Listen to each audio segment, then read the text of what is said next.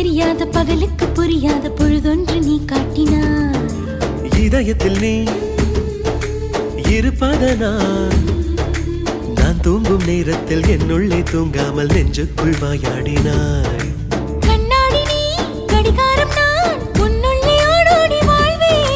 காதல் எனும் கடுதாசி நீ என்றென்றும் அன்புடன் நான்